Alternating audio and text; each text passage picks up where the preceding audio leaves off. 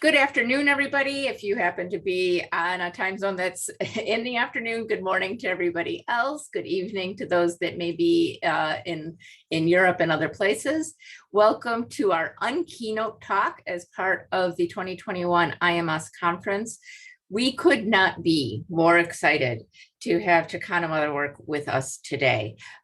One of our steering committee members made the pitch and we were instantly on board with moving forward with that direction as long as the stars aligned, and the stars did align. And so we have this amazing panel joining us today to talk about their work and Chicano Motherwork, which was their recent anthology that if you haven't read, I strongly recommend. We'll also be having a book talk, kind of informal conversation on Sunday where we can talk through some of the ideas and essays and articles and testimonials and everything that was included in that from a motherhood standpoint, from an academic standpoint. So we encourage you to look at the program and join if you're part of the conference in that way. But for today, we are having this group with us to guide us and teach us about what work they've been doing and hopefully have an informal conversation as well. So if you are joining us, this is a webinar setup, which means that you will not be able to turn on your camera and join in that way, but you can engage with any specific person or the group as a whole through the Q&A option, which is on the bottom of your screen, or through the typical chat box feature, which we'll have going as well. So whichever you feel most comfortable with is fine with you, fine with us. And then there's also a poll that hopefully came up, and we encourage you to take part of that as well. But with no further ado, I would like to do a very quick introduction of the overview of the collective, and then I will be handing it off to the team to introduce themselves and move forward with their presentation today. Chicano Motherwork is a concept, project, and collective informed by the contributors' specific gendered, classed, and racialized experiences as first-generation, working-class, Chicano-identified PhD mamas from Mexican immigrant families. Chicano Motherwork offers a new interpretation of motherwork that looks at care work in a way that includes what we do in our communities through activism, self-care, healing, survival, and accountability. Together, as the Chicano Motherwork Collective, they theorize, write, organize, mother, and create spaces for communal healing and care out of their shared belief that the labor of mothering is a transformative act within and beyond academia.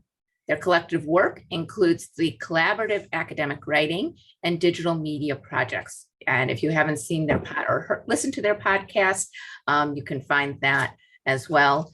And the book itself, which I have right here, the Chicano Motherwork Anthology, weaves together emerging scholarship and testimonials by and about self-identified Chicano and women of color, mother scholars, activists, and allies who center mothering as transformative labor through an intersectional lens. Contributors provide narratives that make feminized labor visible and that prioritize collective action and holistic healing for mother scholars of color, their children, and their communities within and outside academia. The volume is organized in 4 parts. Separation, migration, state violence, and detention is the first. The second, Chicana, Latina, women of color, mother activists. Third, intergenerational mothering. And fourth, loss, reproductive justice, and holistic pregnancy. Contributors offer a just framework for Chicana and women of color mother scholars, activists, and allies to thrive within and outside of the academy. They describe a new interpretation of motherwork that addresses the layers of care work needed for collective resistance to structural oppression and inequality. And with no further pauses, I'm going to hand it right over. If any of you would like me to continue the poll going or stop, just let me know. But other than that, I'm going to be stepping out. Yes, please, if you don't mind stopping it, and then maybe hopefully we can see an overview.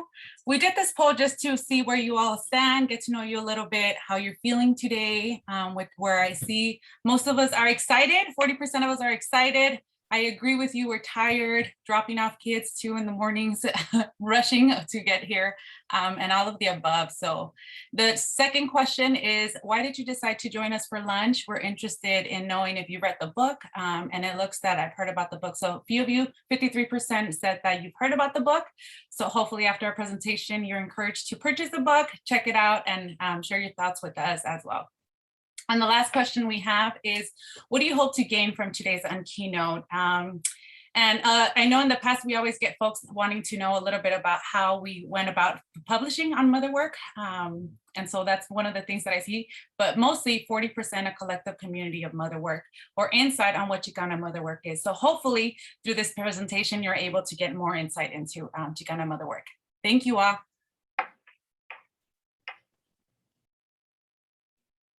All right, well, thank you. And please, I like that chat. What about an option for I haven't bought the book and read it yet? But hopefully you can, and we will be adding links in the chat as we go. Good morning. We're excited to be here at the International Association of Maternal Action and Scholarship, IAMAS, right? The IAMAS, we were really taken with that, which of course in Spanish means I am more. And we love that play on words. Thank you to the organizers, and especially to Cindy Fu and Katie Garner for inviting us to be a part of this incredible conference.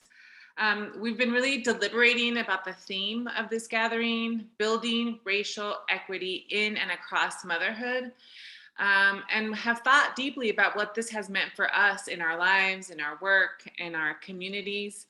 Our vision is one of abolition against borders, prisons, surveillance. As mothers of children of color, we think all the time about whose lives are valued, whose bodies are controlled, and what life chances our children will have despite our every effort to care for them and model radical love. We know that our survival is dependent on our collective resistance as we create spaces of hope. Today, we're going to be introducing the work we have done together as the Chicana Motherwork Collective for the past 7 years, and we really look forward to being in conversation with you all during our short time together. So I'm going to invite each of us to introduce ourselves, and I guess I'll start, or actually, I don't know what the order is on the slide, so I'll let Christine share the next slide. I just want to make sure that everybody can see our slides. And the, yes. The audience, okay, beautiful. Okay, so I guess we don't have isn't there an order somewhere by slides? Who's the next? You can always popcorn it. Okay. Yeah. Okay. Well, I am Michelle. I am in the Department of Mexican American Studies at the University of Arizona. I'm a mother to a 15-year-old daughter. And my work is about transnational community formations and along the US-Mexico border. I am speaking to you here on Autumn land in Tucson, Arizona. I'm excited to be here in this nurturing, beautiful desert. So, Yvette. Hi, everyone. My name is Yvette Martinez-Vu. I am an academic coach and consultant. I am a mom of 2 little ones, an 8-year or soon to be 8-year-old and soon to be 1-year-old, 1 month away. Whew. I'm coming to you from the Chumash, Quiche, and Tongva land, which is like the San Fernando Valley area for me in California. And I am going to go ahead and pass things along to Christine. Buenos dias, everyone. My name is Christine Vega. I am a brand spanking new assistant professor of Chicano Studies at San Jose State. And so I am currently in Ohlone también en Mubakma unceded land. And I will pass it on to Cecilia.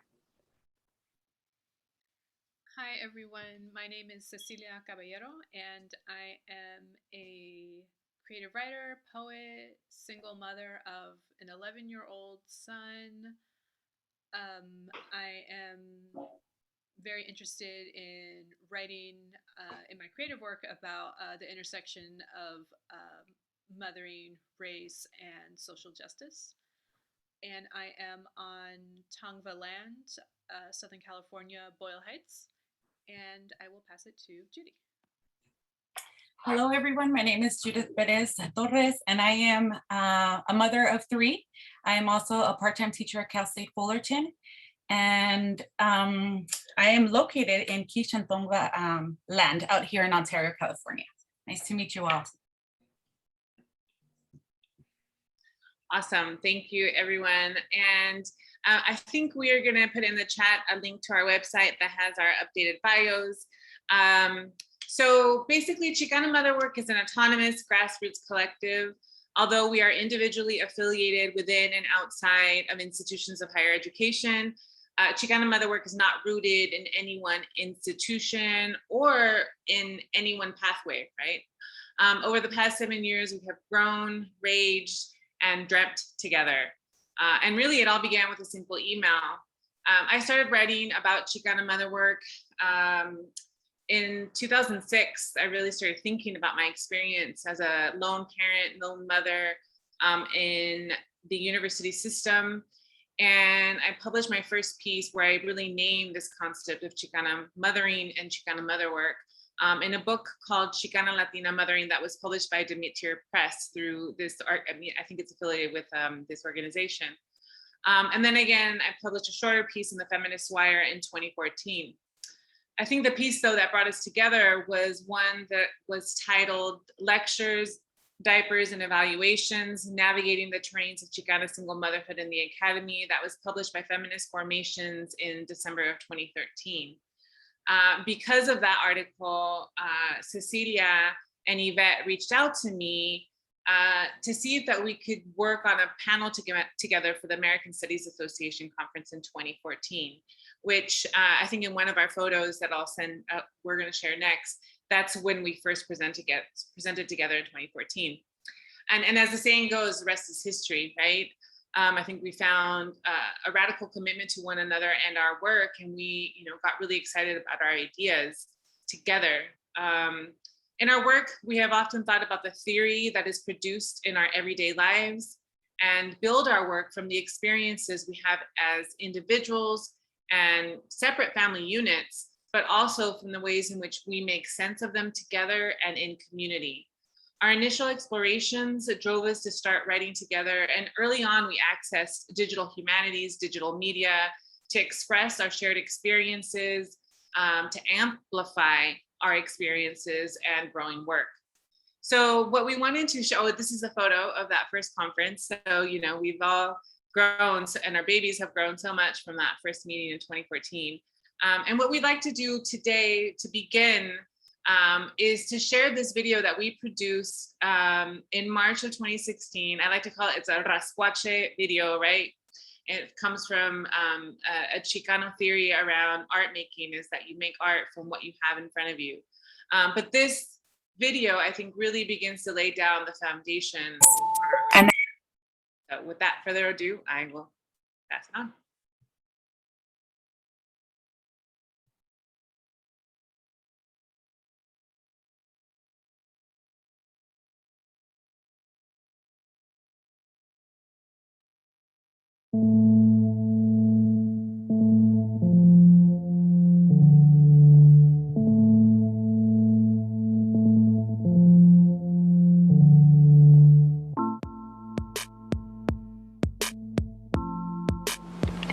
Chicano Motherwork is a term we are developing collectively to understand the specific racialized and gendered experiences of Chicanas who are mothers and who are also negotiating multiple identities.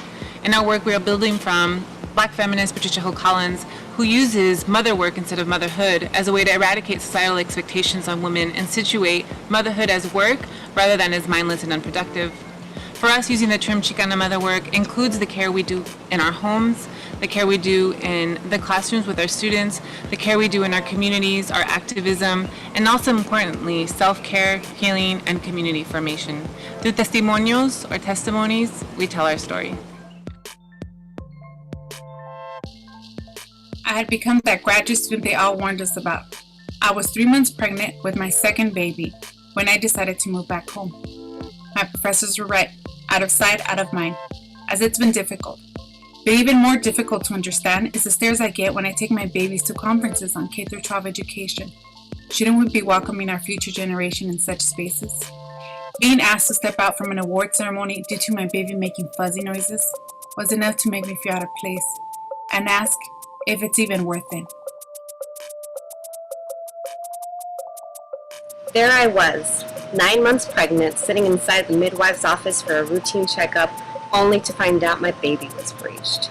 There I was, meeting with chiropractors, acupuncturists, and midwives, only to have that dreaded ultrasound machine show an image of my baby's head under my ribs. Only to have multiple doctors fail at moving him, resulting in a C-section. I did not know back then that I would have pregnancy complications. I did not know that I would hemorrhage, lose 3 liters of blood, and almost lose my uterus, delaying my recovery from a few weeks to 2 full months. I did not know just how physically and emotionally demanding all of this would be. It wasn't supposed to be like this. That's what I remember the most. Not when he didn't have a high school diploma and just lost his construction job. Not with me about to start an undergraduate research program filled with deadlines and GRE prep books and Chicana feminist novels. Not before I graduated from college, before I held that degree in my hand and made my parents smile. My parents, who crossed the border sin papeles, who only have 6th grade educations from Michoacan, who worked in this strange land with their backs hunched over strawberry fields and fast food deep fryers. My parents, with their tired eyes and big American dreams, wanted more for me, their baby, and I wanted more for mine. Although my pregnancy was not planned, I had made a planned choice to have a baby. I have to admit I was frightened.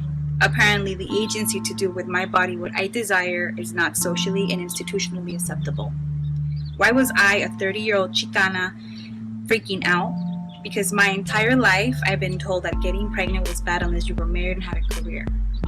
My younger sister asked if I was going to drop out of the PhD because she too was socialized to think that we cannot do both. Chicana Motherwork is radical. Chicana Motherwork is activism. Chicana Motherwork is decolonial. Chicana Motherwork is empowering. Chicana Motherwork is spiritual.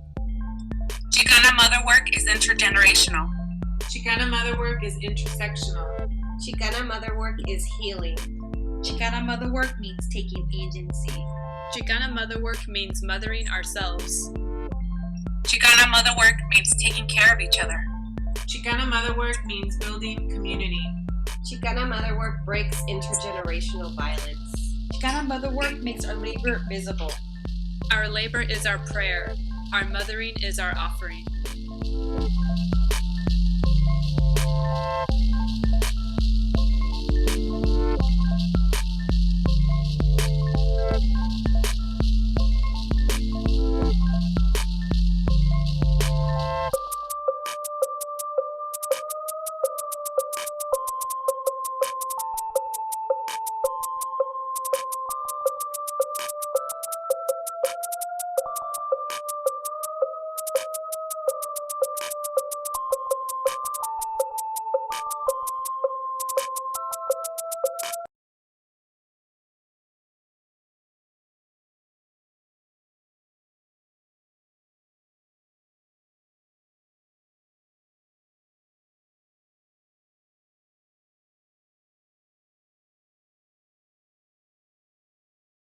Okay, so that was our video, and so much has changed since then.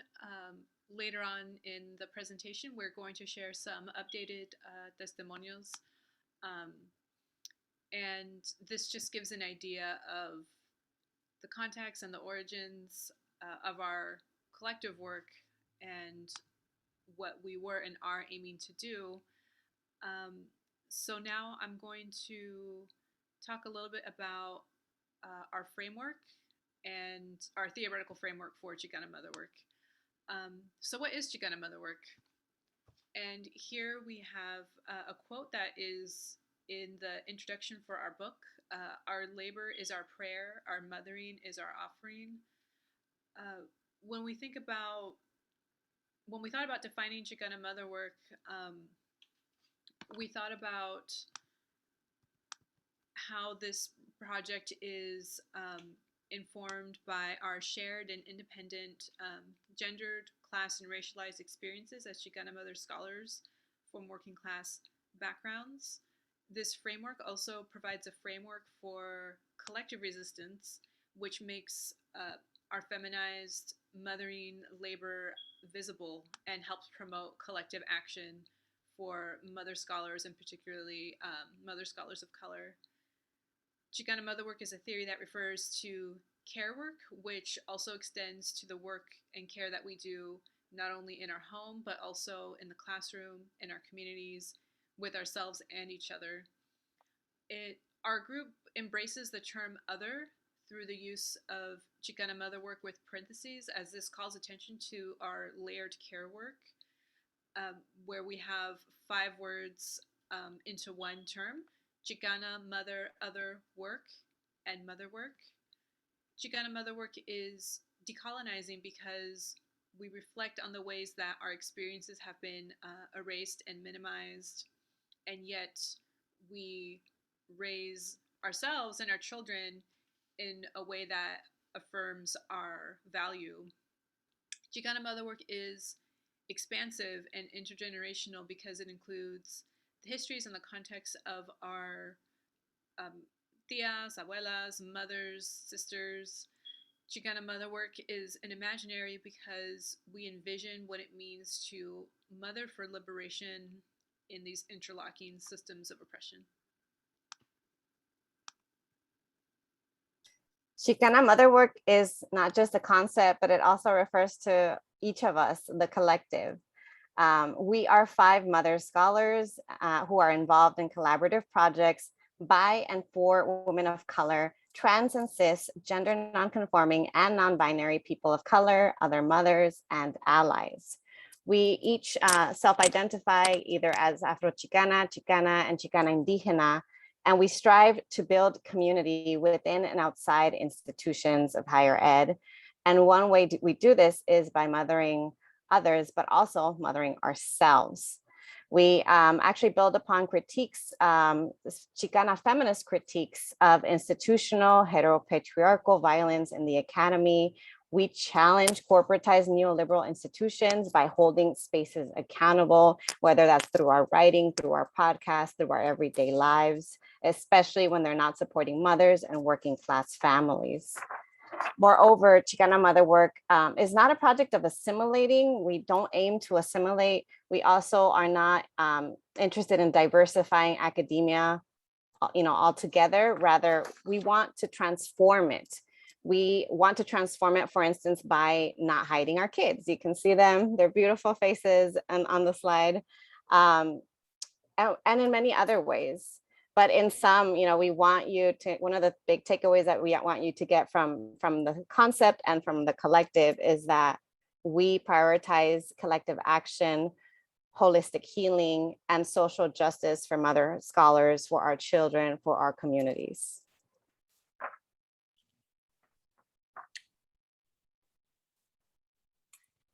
Our work builds on Patricia Hill Collins' 1994 theory of motherwork, along with Chicana feminist frameworks as theoretical groundings to explore and challenge white heteropatriarchy as it continuously marginalizes women of color in the academic pipeline. Motherwork for Collins centers race, class, gender, and other intersectional identities to challenge Western ideologies of mothers' roles. Similarly, our intent is to call attention to our fragmentation, and thus we use the image of Pollo Chowky, as you see to your right hand, left hand side in our logo, which speaks to our intersectional identities. As motherwork defies social structures and constructions of work and family as separate spheres for Black women and women of color, this framework disrupts gender roles. It also acknowledges women's reproductive labor as work on behalf of the family as a whole rather than only benefiting men. Motherwork goes beyond the survival of the family. It recognizes the survival of one's own biological kin, but also recognizes the individual survival, empowerment, and identity of one's own racial and ethnic community to protect the earth children who are yet to be born, as Collins said in 1994. These concepts were instrumental for our own theorization of Chicana motherwork.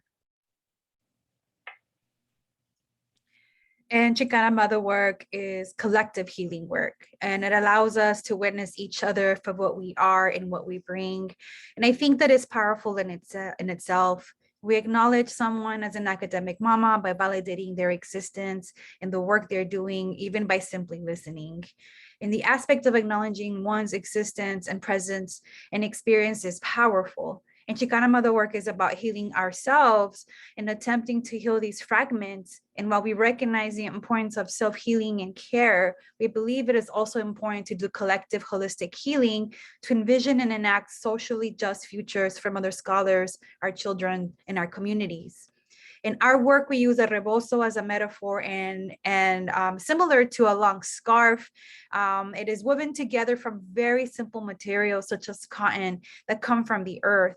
And so to weave or to tejer calls attention to the notion of fragmentation, which we associate with the fragmentation within the words Chicana, mother, other, work, and motherwork that we weave into one to become Chicana Motherwork framework. So before being woven into a rebozo, the cotton is thin and fragile, right, as an example. And when all the strands come together, the rebozo begins to take shape. The rebozo can hold our babies, our children. It can be used to pull our hips together after giving birth. It can be used to cover, to protect, and to shield. So as you can see, our work together is based on many layers of mutual understanding, of commitment to one another, of thinking together, but also in enacting, space together. And because we were situated in the academy, many of us, we decided that the first thing that we wanted to do was to start writing about these ideas that we were formulating. And so our first article was published in 2017 in Chicana Latina Studies, really that sort of situated this idea of Chicana Motherwork.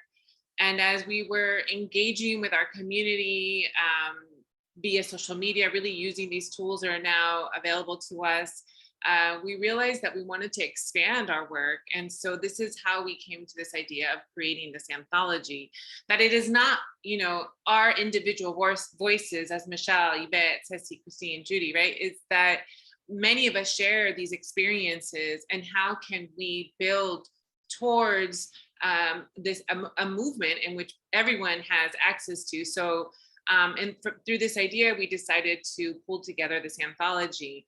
And I know that Katie talked a bit about the anthology, and we're so thankful for that. We didn't know how the anthology was going to land. We thought maybe we would get a few submissions, but we really did get a lot, and it was really hard to sort of choose which chapters went in. So we want to honor all of those people who submitted, but who are not on these pages. And we had a response to that, which we'll talk about in a bit. However, we really wanted to center our book on those 4 areas that Katie mentioned. The first was separation, migration, state violence, because we recognize that state violence disproportionately affects and often separates Black and Chicana and Latina mothers from their children and families, particularly through police brutality, incarceration, deportation, detention, and migration. Right. And so this chapter, or these chapters in this section really look at both state sanctioned and individual acts of white supremacists against families, particularly at the US-Mexico border. And then we also wanted to highlight, Chicana and Latina women of color mother activists. And this area recognizes the numerous ways in which mothers of color have actively been organizing and leading social movements. And because often our experiences are minimized or overlooked, right? And we're not seen as, the leaders and or the those that have the ideas of change, right? Of transformation. And then we really, really value intergenerational mothering, as Ceci mentioned, thinking about our abuelas, our mothers, our elders, and our young people, right? And thinking about us being in conversation with one another. And so this area looks at how mothers and caregivers often bear the weight of upholding their families, and examines how mothering can break intergenerational trauma and violence. Intergenerational mothering also reflects the spirituality of being in touch with families' cultural practices that come from a long lineage of ancestors. And spirituality in all its complexities has a central place in this section, where pláticas across generations are a conduit for knowledge. And then the final section around loss, reproductive justice, and holistic pregnancy highlights both the privileges and the challenges of mothers who can and cannot physically bear children, while also recognizing that not all women choose to have children. So you can purchase our anthology, or you can have your campus adopted. And I think Yvette uploaded the link there. Thank you.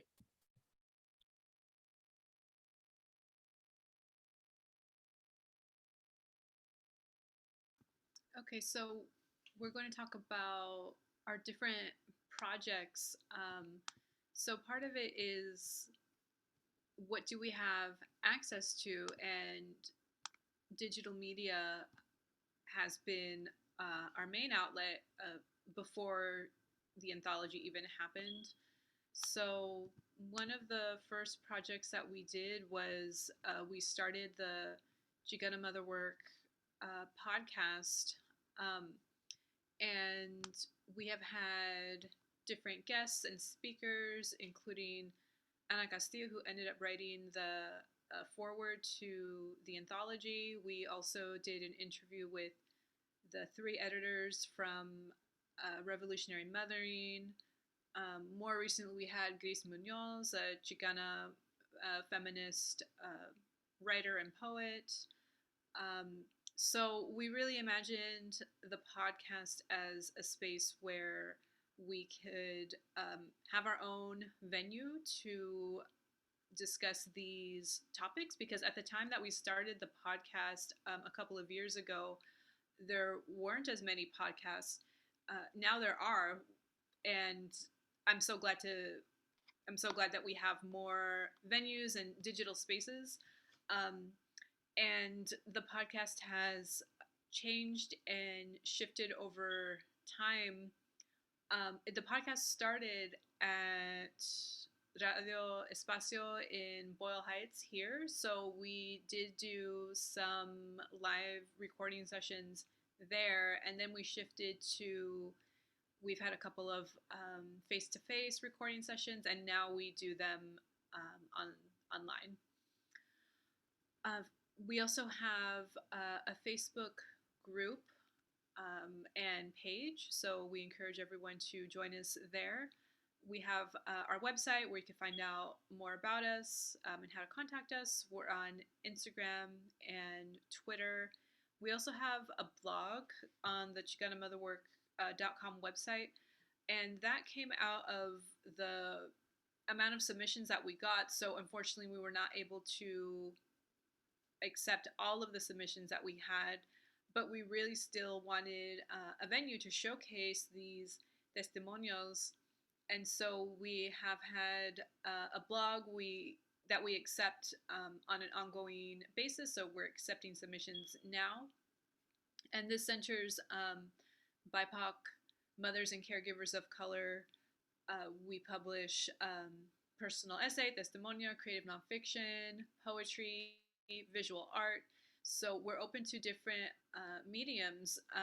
And I think, particularly for me as a creative writer, I'm also very interested in the personal versus academic voice. And I think that also falls into line with how our collective started, which was Testimonials. So at our very first presentation at the American Studies Association, it wasn't academic research, it was our testimonials, which does engage with theory and lived experience, but that is kind of the heart of where our work came from. And then I think, Yvette, did you want to talk about our social justice curriculum? Yes, definitely. So another thing I want to highlight, which I hope you all will have a chance to visit and check out the link. It's the last link in the links that I just shared. It's our social justice curriculum. What is the official title? It's Chicana Motherwork Social Justice Summer Curriculum for Children of Color. That came about last year, summer of 2020. In light of everything going on with social uprisings and us wanting to stand in solidarity with the Black Lives Matter movement, and us also wanting to kind of fight against anti-Blackness, and as another way for us to reflect the way that we remain committed to this project of liberation, we decided to sit together and all of us create a curriculum that would be available and accessible to any families that were teaching their children of color at home. And so what we put together is, it's a 6-week curriculum.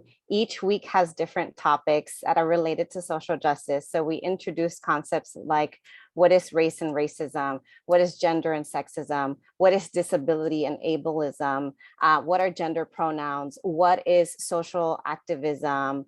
What are, I'm trying to think of anything else, like what does it mean to march, to protest? And we included books, we included videos, we included activities, and we tried to focus especially on authors of color, so Black and Brown authors, and the stories of Black and brown individuals. And so we hope that you will check it out, because it's a great way to get started with incorporating more social justice into your homes with your children.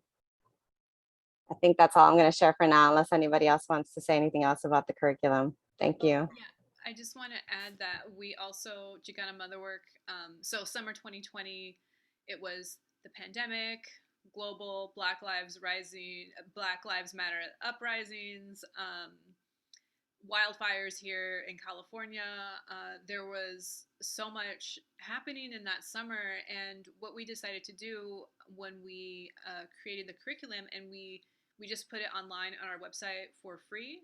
We just wanted it accessible to everyone. The curriculum itself, it was either links to short YouTube videos or books, but even the books were we were able to find people reading the books themselves. So we strive to make it as accessible as possible. We also spent that time that summer going through the curriculum ourselves with some fellow friends and community members with their kids. So we were able to meet regularly, kind of in the chaos of that summer, and our kids trying to make sense of and since I live in Boyle Heights, which is right next to downtown LA, seeing the National Guard, this military occupation, and my son is just like, curfews, right? We had curfews, like what is happening? So having that space, I think, was really critical for us and our children. And we also were contacted by other individuals and groups and organizations who were also working with and through the curriculum. So that is part of our goal, is to share these resources and to share the abundance that we have with each other. And that also includes support. So this was one thing that we were able to do, in that moment of summer 2020. Thank you, Ceci. And so just as we believe in shedding light on the stories of people of color, we also think it's important to talk a little bit more about where we are, because you all had a chance to watch and listen to the video of our testimonials from 2016. That was 5 years ago. We are all in very different places in our lives right now. We've gone through several transitions. Some of us even look different. And so we're each right now going to take a couple of minutes to share our updated testimonials. And then this is just kind of a way that we hope that you can reflect on how we practice Chicana Motherwork in our everyday lives. And so we're going to go ahead and get started with our first testimonial, and that's going to be Judy's testimonial. Ooh, all right, let me start mine. All right. Uncertainty has been the most common word used to describe the challenges faced as a result of the pandemic experienced in the past 19 months. However, as an adjunct for the past 4 years, uncertainty was no stranger in our home. It had become a part of our family. Uncertainty would stop by our home at the end of every semester, unsure of whether I would have the maximum allowed of 15 units for adjunct, or at least settle with the minimum of 6 units for healthcare. Once that uncertainty revealed itself, I then explored the uncertainty of childcare. It certainly was an adventure every semester. But in March of 2020, this uncertainty felt different, as if it had walked away from our home. Feeling grateful for the 15 units in healthcare, this time I knew for certain there would be no childcare. Yet my work expectations were the same. Teach your classes, except do it from the comfort of your home while your 3 school-age children were also doing distance learning. Like many of us, this led to feeling in despair, many tears, and just overall fallouts in between my many roles. And while as mothers of color, we have always served as first responders in protecting our children from social injustices, the many pandemics we faced served as compasses to the several ways we continue responding to the needs of our children of color, even more carefully and critically by protecting them in all aspects, physically, emotionally, spiritually, mentally, among many others. For me, this meant mothering in community to co-create a virtual escuelita with a social justice curriculum with other mothers of color with the same age children to provide a space rooted in radical self-love, critical consciousness, and community building that encourage them to unapologetically take up space and to radically change our world in the midst of a pandemic and global uprising. I am certain uncertainty will continue showing up in my home, and as always, I will somehow be ready for it. Thank you all.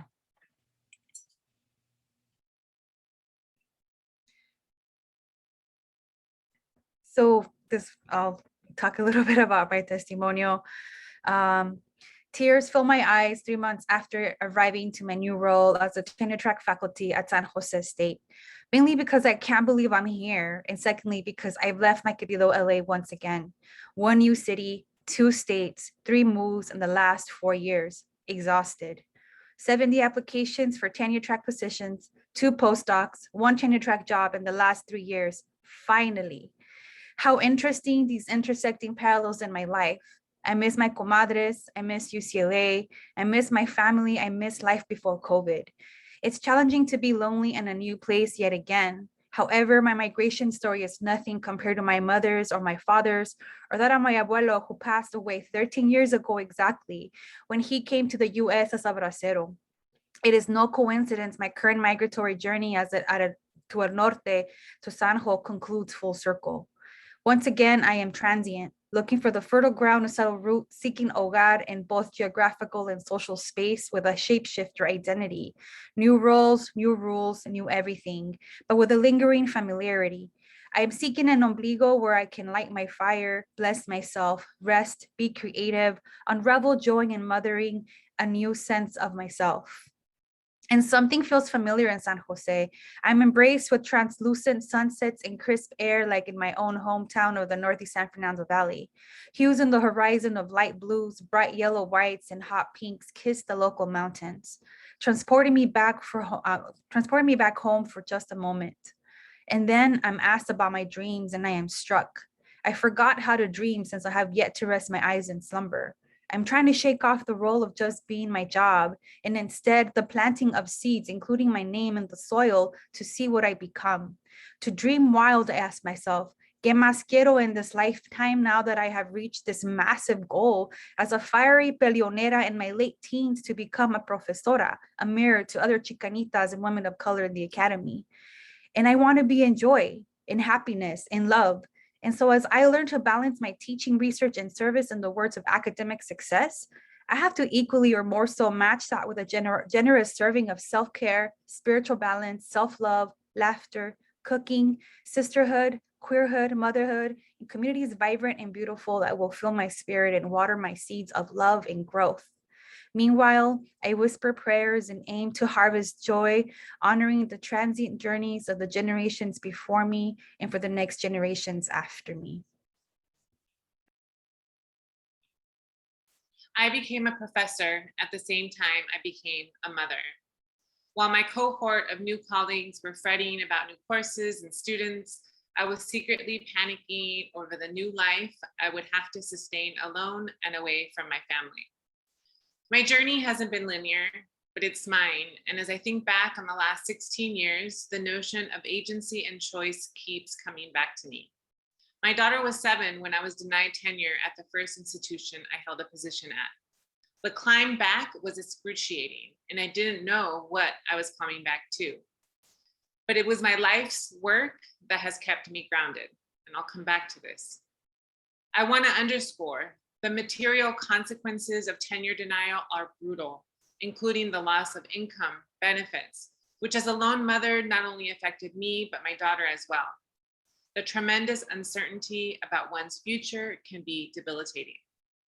However, my commitment at every juncture to this life's work, to my work and larger community kept me grounded. I wholeheartedly believe this. It's important to remember our agency in this path and to choose the work you are spiritually and politically connected to. For me, it's meant staying within the university system and continuing to work in ways that honor my commitments, but also reconfiguring how I work, how I think about democratizing knowledge production, and how I move towards collaborative projects that move against the neoliberal university.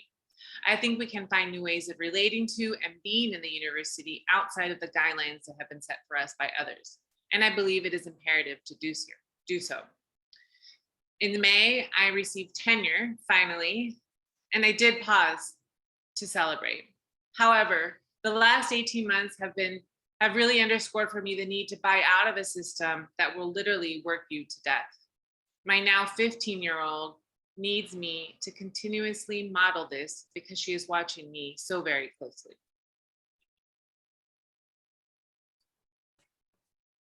I can't do this. I can't do this anymore. This is not sustainable. I'm sick all the time. I hardly see the kids, even though they're home 24/7. I love my job, but I can't do this anymore. I'm done. I'm done. I said those words to my husband earlier this year as my heart raced and I began to plot ways for me to leave my job in higher education.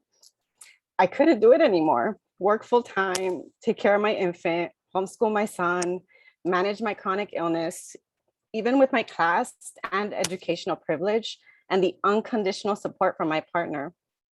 My gut, my intuition, my spirit were all telling me it was time to leave.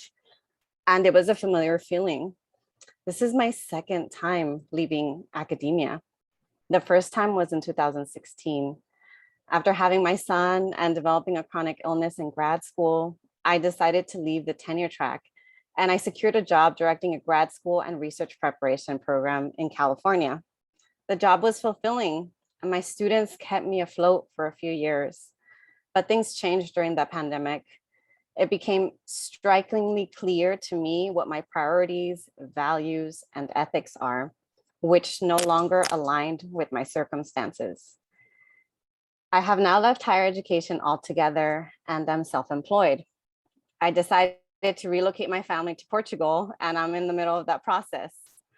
When I said this is not sustainable to my partner, I was not only critiquing the culture of overwork and exploitation of higher education, rather, I was also critiquing the ways that this country prioritizes profits over people, leaving so many of us in precarious positions where we can no longer afford to keep living where we were raised. I can no longer afford to stay in California long-term. Why Portugal, you may ask, as countless others have. My partner and I decided to move there because we want our children to live in a country that is safe, family-friendly, and where they will also learn a language other than English. I also personally look forward to a slower pace and having access to universal healthcare. It's a huge leap and we may not love it there long-term. No place is perfect, but I trust in my body's way of telling me what does and doesn't feel right. And this feels right for us right now.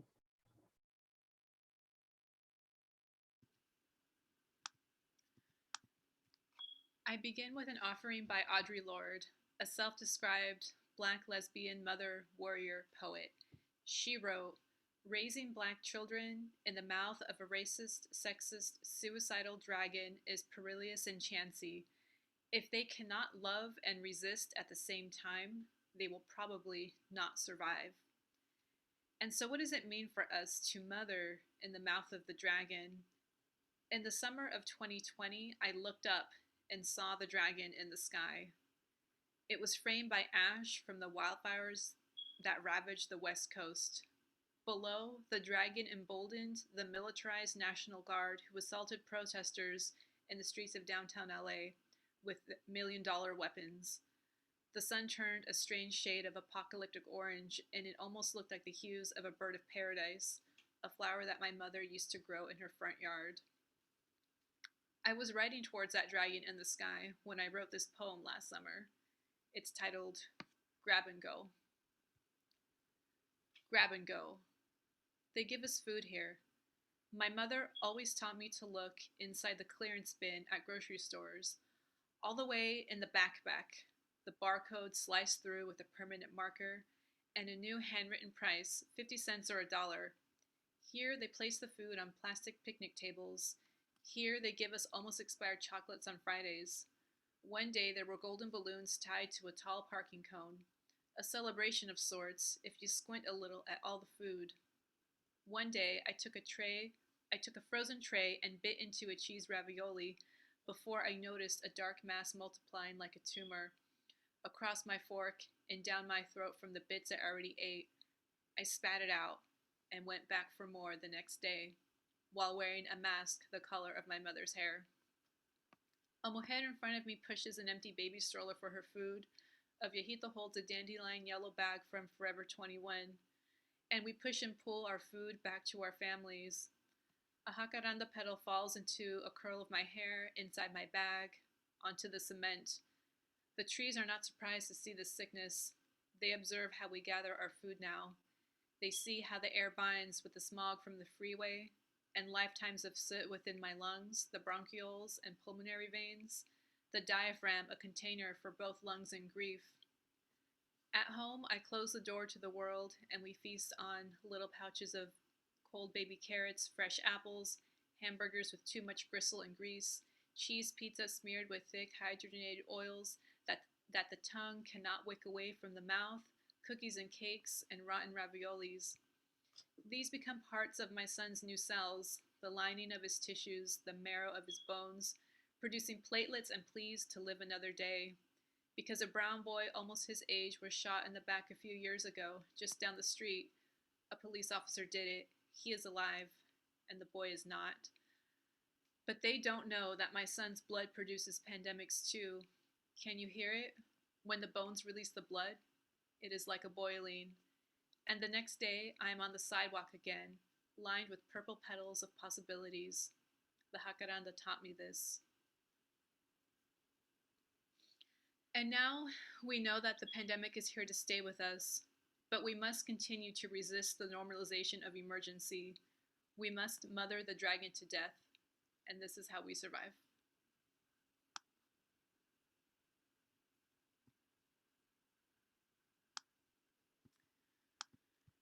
Okay, so we're going to share just some closing thoughts. I want to talk a little bit about what informs our work, but my work as well, especially the work of Black feminists, poets, theorists, and culture producers, including Loira Limbal, who is a Black feminist independent filmmaker and director of the 2020 documentary film titled Through the Night, which follows 3 mothers of color who take their children to a 24-hour daycare. And I highly recommend this documentary and encourage everyone to watch it and bring Loira Limbal to your campus or your community spaces to host screenings of this film, because it's critical to the work that we do. And I also think of this film as a love story. Last year, when she was speaking about her film at a conference, Limbal asked the audience, can we follow the leadership of those who care for us with love? And here she was speaking about the 3 mothers of color who were profiled in the documentary. So these women work minimum wage jobs, or quote unquote essential workers. They don't sleep in between their night shifts and dropping their children off at the daycare and going to their jobs. The daycare owners are, in a way, they give care to both the mothers and also their children. So really it's about, I think this documentary film is also a love story because it also reframes care work, but and also interdependence of how we are raising our children in these conditions. So when Limbal asked the audience, when we were thinking about her documentary film, can we follow the leadership of those who care for us with love? We can think about the leadership of mothers of color, of women like that, women that we know ourselves and others. And so when I think about love as leadership, I think about how love is the reason that I am alive and why we are all alive. And as June Jordan reminded us in an essay that was reprinted in the Revolution Mothering Anthology, love is life force.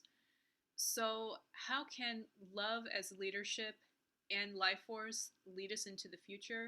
So what's next for Chicana Motherwork? What's next for all of us here who are interested in the intersections of mothering and care work and justice?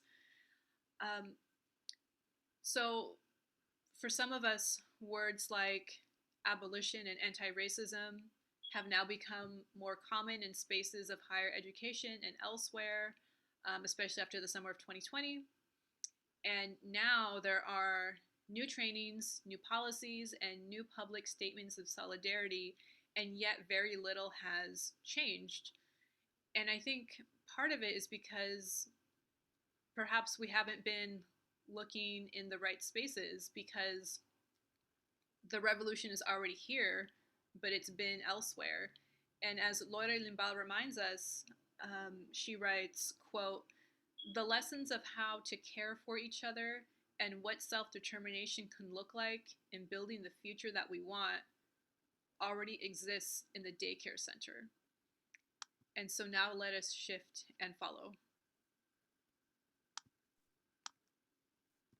For us, building racial and gender equity and social justice in and across motherhood has meant building community and supporting each other throughout the years as we've tried to build space in and beyond the academy for our larger community. For us, while we're not physically in the same place and actually really never have been, it still means that we identify as collective parenting.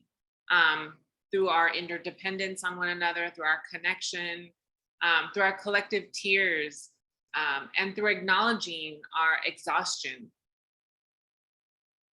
We remind each other to prioritize rest, mental health, and we make space for each other and affirm each other often and always. We ask ourselves, what is the balm that we need to navigate the brutal reality of parenting in a racist, sexist society? One that affects our kids' mental health, the curriculum they receive in the schools. We all live that, we all see it, and we're all burdened by it. And so for us, in closing, we think that our survival depends on finding each other and honoring each other. Thank you.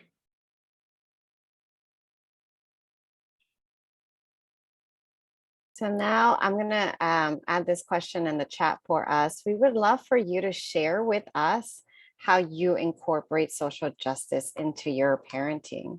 So if you don't mind, we would love for you to share just a couple of words on the chat, and we're happy to read them aloud and get an idea of, what social justice means to you in your parenting, how to incorporate it. And then from there, that will help us segue into our Q&A portion of today's talk. So we'll wait a minute or two for a few responses. And then if you have questions for us, you can also take this time to add them in the Q&A. I'll keep an eye out if you put questions in the chat or the Q&A. You know, we'll take note of them and we'll get to them soon.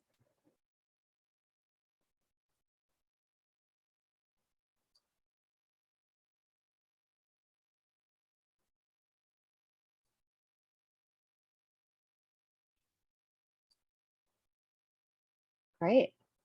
I see. Ceci also added a link to her Grab and Go poem for you to check out, which is the poem that she read for us today.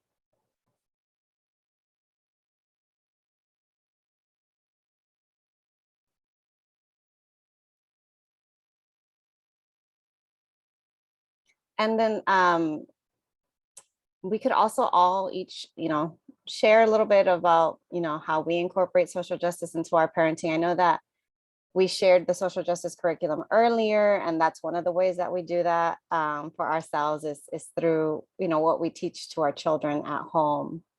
So if anybody else would like to pitch in and share a little bit, you know, amongst one another, how we incorporate social justice into our everyday lives and with our parenting, this is the time.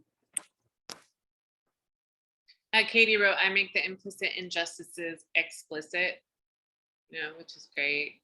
I guess I wanted to share one quick story of when my daughter was 4 years old. I had a partner at the time who had grown up in the Chicano movement. His parents, you know, were very, very involved in the Chicano movement of the 70s and created great spaces for our community.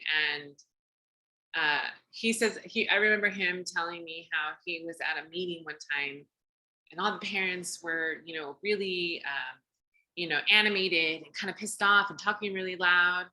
And he says that he was just like on the ground, like with his feet up on the wall, like maybe 4, 5, 6 years old, and just kind of like going, I just want to go out and play, you know?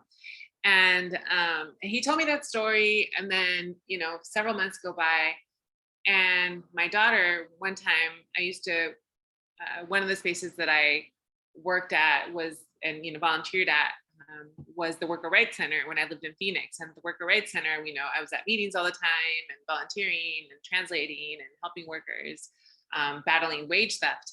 And I remember one time being in this meeting and all of us were really animated and talking really loud. And then I look over at my 4-year-old and she was on the floor, her feet were up on the wall. And I was like, oh my God, all she wants to do is go out and play. And so when I think about social justice, I think, you know, we have this idea, or at least in my 20s, you know, throughout my life, you know, there was this idea of militancy, right? Of like, you have to be at every protest and you have to do this. And so for me, it was that moment of like thinking about how do we find that joy? That for me is also justice, right? Bringing joy and finding leisure time, because we should be allowed to have leisure time. So, and I think there is a question, Yvette, in the chat, or maybe. Yeah, I see that. I see two things. So first I see after Katie's comment, Judy shared, Judy's, that's not a comment. Claudia shared, I teach my daughter how to recognize social injustices in spaces that normalize or reproduce them. Yes, thank you so much for sharing. And we have a question from Mighty. I have a question about how you framed your testimonials, and I have always said that it is scholarly articulations, and yet you seem to challenge that. What I was thinking about was how we don't always need to have recognition by the hegemonic systems that have silenced our voices, nor do we need to take up their language to be valued, but how your work and being present in and through testimonial need not be scholarship, that there may be a purposefulness in not naming it that way. Any thoughts?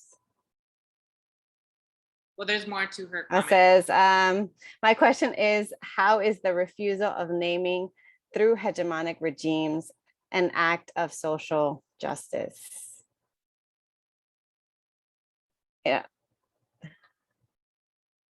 My initial reaction to this comment and question it reminds me of like when I've worked with students who have done research. A lot of students who start to conduct undergraduate research, their first go-to when coming up with a topic is something very personal to themselves. Me search as research. And a lot of times, some of them, especially in the more traditional disciplines, they're told by professors like, no, that is not legitimate research. For you to study something that's so close to you is not legitimate research, or sharing your personal story is not legitimate research, or it's biased, or it's not objective enough. And I think that, what we do, especially with the anthology, with our publication, and with making the work accessible, is resisting that. It's both and, I would say. The testimonial is both, can be both, the research can be academic, but it's also our form of knowledge production, is also our form of making the work accessible to anyone, not just academics, but also our tias, our abuelas, our friends, etc. Any other thoughts on that one? Yeah, and there's a genealogies of testimonial, right, that derive from Latin America. And one of our articles, and we can put, and I think it's embedded in our website, the our prayer is, and our mothering is our offering. That one we kind of like briefly describe the genealogies of testimonial and the power behind it, right, in terms to elevate the voices of folks who felt they weren't being heard, right?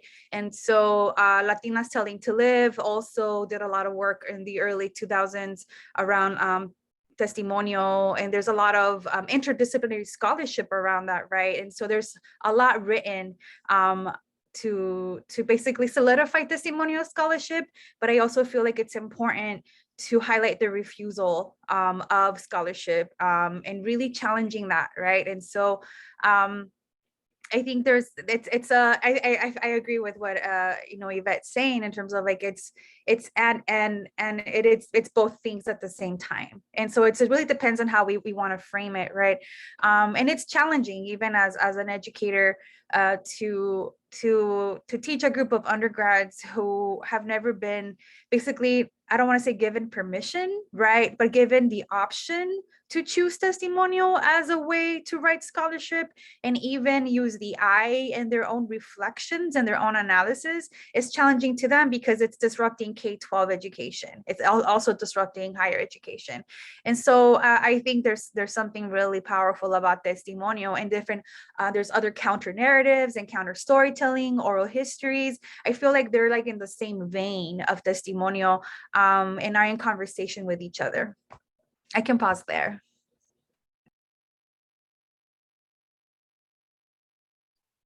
Does anyone have any other questions for us? Trying to be mindful of time. I know we have until about 20 more minutes, 11:30 our time, or my time. And then Katie, I see that you added the channel, which is great. So yeah, definitely check out the YouTube channel, and we're happy that this recording will be on there. Yvette, maybe I can circle back to the question that's on the chat, right? Maybe to get some other folks to join us. And we ask, how do we incorporate social justice into our parenting?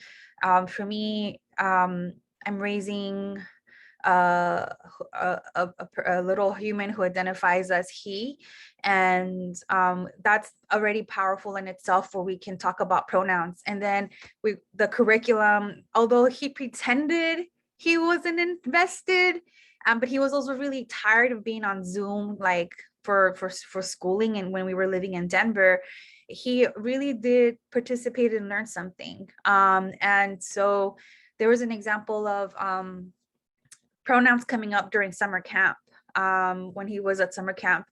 And his camp counselor on his last day came up to the car to say thank you. It was a pleasure to have him.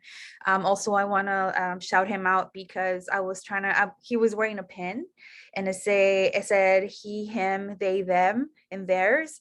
And the children were questioning him and were really confused. And he's like, your son basically broke down pronouns and explained gender nonconformity and trans identities. And I was like, okay, that's a win, right? Because there's so much that we do in terms of talking to him about it, but his counselor was like, I felt very seen and validated.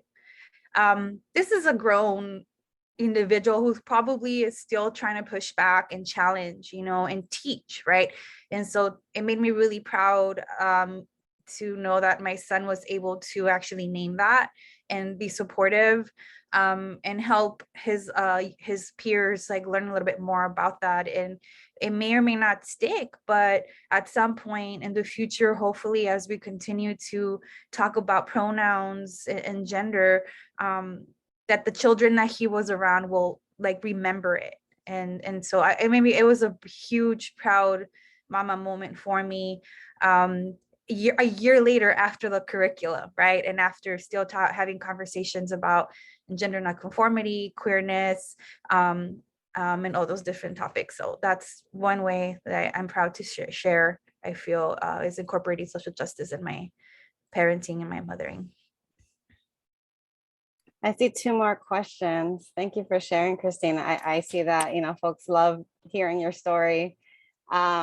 One question is from Cindy, who says, can you share more of your parenting practices? So maybe we can hear from the rest of us with that one. And then after that, we can get to Katie's question. So parenting practices, would anyone else like to share? Or more stories? Well, my son is 11 and I feel like I'm still trying to figure it out. I'm like, does anyone have it all figured out? But because he's in that preteen phase and it's just, he's in 6th grade. So there's a transition from elementary school to 6th grade and it's very different. And I think because of the pandemic, because of distance learning, it was just that final year in elementary school. It was like the final year that wasn't, because it was all online. So it felt kind of like, a big jump to just go right back into school in 6th grade. So I think I have tried different strategies. One thing is mental health, or having access to mental health care. And just because this time, because of where we are with the pandemics, with politics, with everything happening in the world, my sense is that all of us, but especially our children, are really need help with a kind of processing the sense of uncertainty or fear when schools reopened. It's just the expectation was kind of we just are going back to the way that it was, but we've had the past year and a half of disruptions in so many ways. So I think I'm still trying to figure out ways to best support my son, and this is just something that's new for all of us. But I also wonder how the pandemic and politics are maybe affecting our kids in ways that we're still seeing. So I feel like I'm just figuring out as I go. In terms of political parenting, I think one of the quotes that I always, that I say often in our presentations is the quote that children's noise is the sound of our movements growing. So I think, and this is kind of referencing Michelle, also in the story you shared earlier about maybe in the times I've taken my son to different protests or meetings, or he's heard me on Zoom and kind of overheard some of the different lectures. I think that is one way that he has absorbed some of the practices and values that I believe in, that I hold. And one thing that he did, he had a poem published in the book Parenting for Liberation that came out last year, where he was responding to police violence in our community here in Boyle Heights. And it just all came out just, in 5 minutes, and he wrote it, and then it was published in this book. I think that's one example of, how our kids can take what we're teaching them and to make something of their own. In this case, it was a poem that he made. But yeah, I'd love to hear if anyone else would like to add or respond to that question.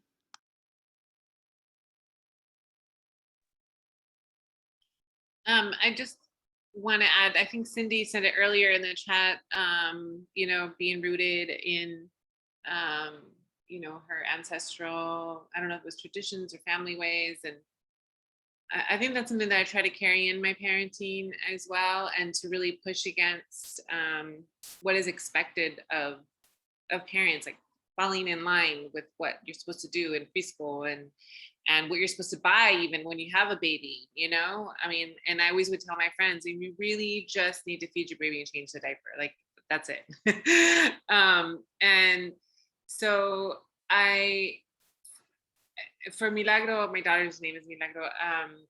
The other thing though, that I'm really trying to work on is that intergenerational trauma, right? And I think that is part of both the healing and justice work, and work in ways that, my grandmother couldn't work through with my mother, and that my mother couldn't work through with me, right? And I do think that that is an essential part of this radical practice of parenting. So I'm happy to share a little bit more, especially because I have two biracial mixed babies. Ethnically, they're Vietnamese and Mexican. And my older child, he's 8, and he's on the autism spectrum. And we've raised him in the way where we try to have him embrace his differences. So, embrace his multiple identities, embrace the way that, he has, struggled in school settings. So right now we're homeschooling. He struggled with socializing. But then at the same time, he is very, very focused on the things that he loves. And he has really amazing strengths and gifts. And so for me, like a proud moment for me is when he shares openly without hesitation how he self-identifies. So he says, he uses he, him pronouns too, and that he's Emmy and he is autistic and artistic. And, when we've had him introduce himself to other people, that's what he says on his own. And that means a lot to me, that he's comfortable, that he says, I am Vietnamese, I am Mexican, I am both, I am American, and possibly soon to be culturally Portuguese, we'll see. So yeah, parenting for us is embracing differences, embracing traditions, maintaining them, and realizing, kind of like how Michelle said, is actually, you don't need much. We're living off of suitcases right now, like carry-on suitcases that we're gonna take abroad, and we don't have much, but we don't need the material things. It's really like what we do and practice with them at home, and what we make as our home anywhere we go. So yeah, it's just, I'm proud that my kids are so comfortable being themselves around others, including the baby. She is wild and fearless, and we love it. So that's a little bit more about me and my kids. And I to share on my side, there's a lot of co-parenting with my partner and I, and also a lot of involvement with DXs who support us. And even though we've moved again, and like we've moved so many times, we're still relatively close to folks. And so my parenting style, like, I don't know, that's a really hard question. Like everybody's saying, like, I don't know if there's an answer, right? And so I remind my son, I'm like, sometimes I'm messing up.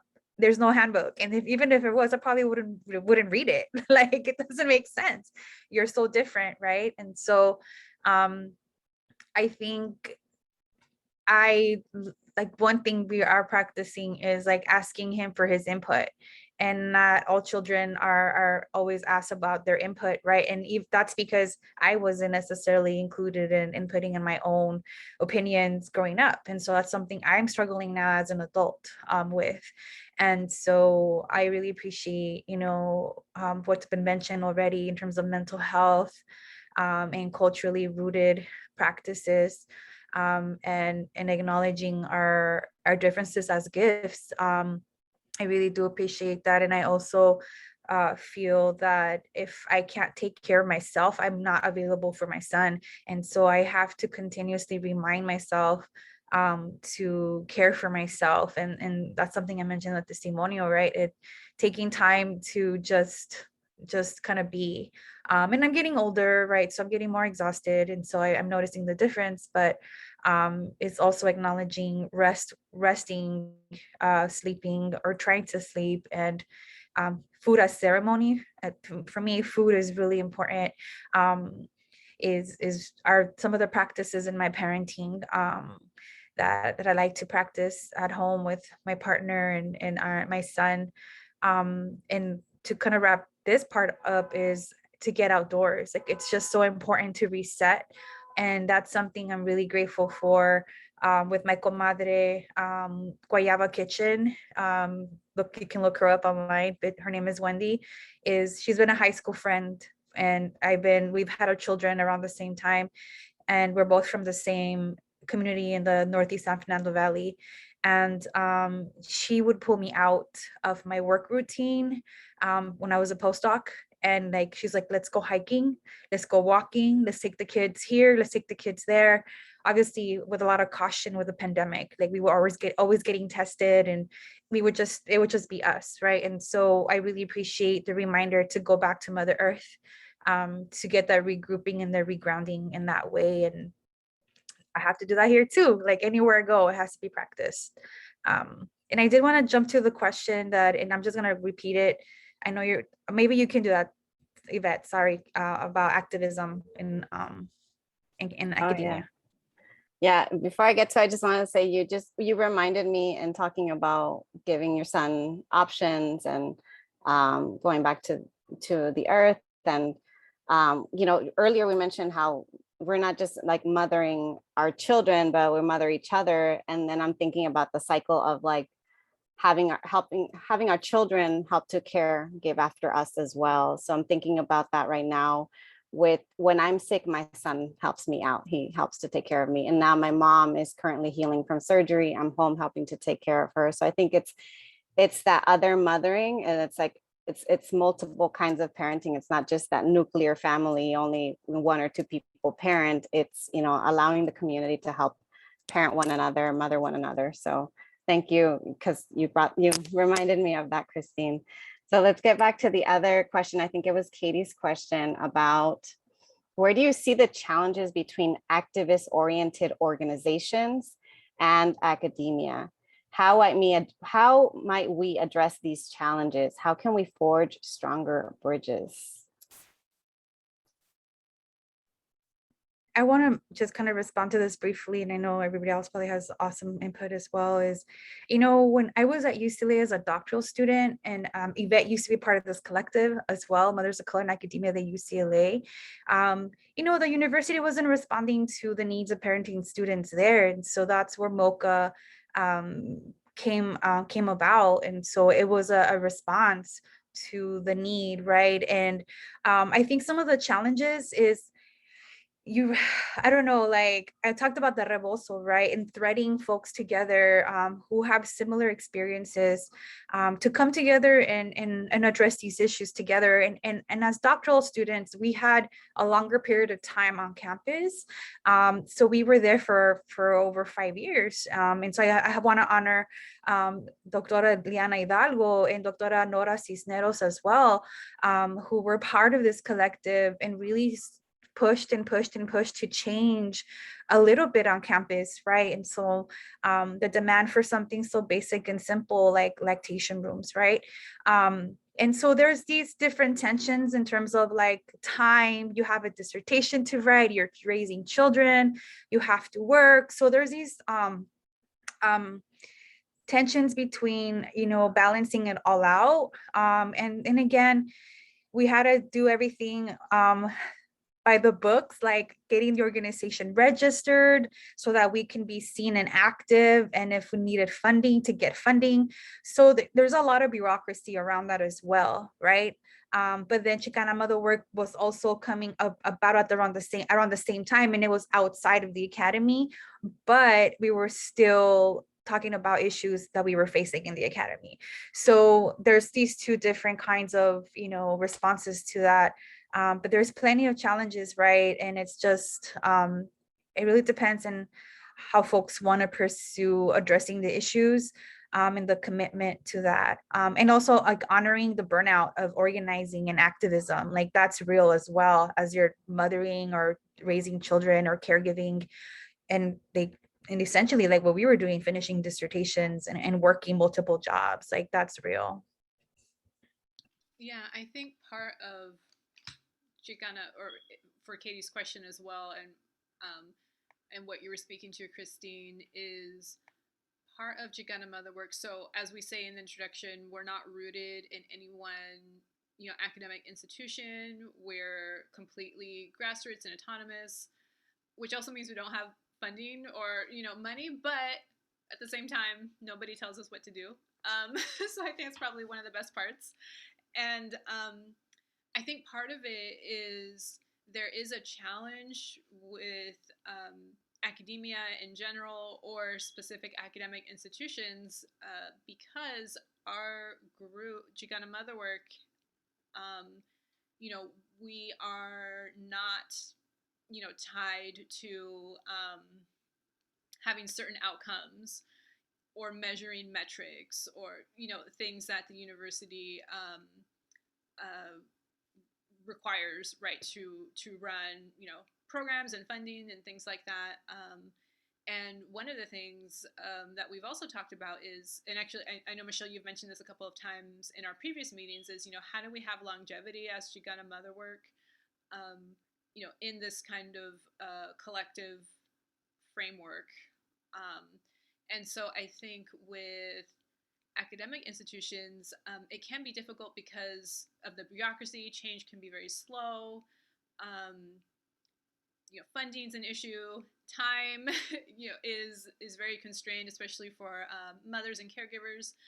But at the same time, we've always been in these spaces, and we've always found a way to make something, make ourselves, make our presence and our needs felt, even though sometimes that might lead to whether it can be a loss of funding or, you know, departmental politics or institutional politics or things like that. But we have been there and we're not going anywhere either. So I think there's always spaces and ways that we can resist that doesn't always line up with the larger academic framework. And I just want to jump in really quick because we're almost out of time, but just to say one thing though, that I think any space can have hierarchies, right? Whether it's the academy, whether it's a nonprofit, whether it's an activist organization, whether it's an activist circle, right? And so we have to be really conscious of relationship building, and perhaps that, you know, the the starkness between isn't as big when we think about it in that way. Of course, we also know that academia can be very extractive. And so as persons, if we choose to be in this academic space, then we need to figure out how to be welcomed in that space, on that land, within that community, build relationships before you think about whatever it is that you need to do as an academic, right? And so we need to disrupt the extraction.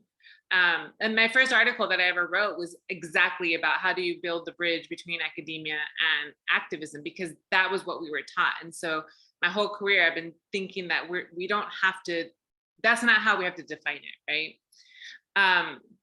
Yvette, do you want to read the final slide? Yes, you read my mind. All right, so in closing, we just want to read the last few words. Thank you, everyone. Chicana Motherwork is intergenerational. Maybe each of us can read one. Go ahead, Christine. Chicana Motherwork means carving space. Chicana Motherwork means healing ourselves. Chicana Motherwork is an imaginary. Chicana Motherwork makes our labor visible, and all of us. Our labor is Our prayer. Our Our mothering is our offering. It's really pretty when we're all together. This is what happens. Thank you so much, everyone. Thank you, everybody, for coming in. Thank you, everybody here. I've learned so much from your wisdom. I hope that you're able to engage with various members over the next few days. And of course, we are at time, but if for anybody who's been listening and wants to talk through some of these ideas a little bit more, we will be having a book conversation on Sunday. So just check your calendars for that. And hopefully we can work through more of the ideas and inspiration that we've been left with today. Thank you. Thank you.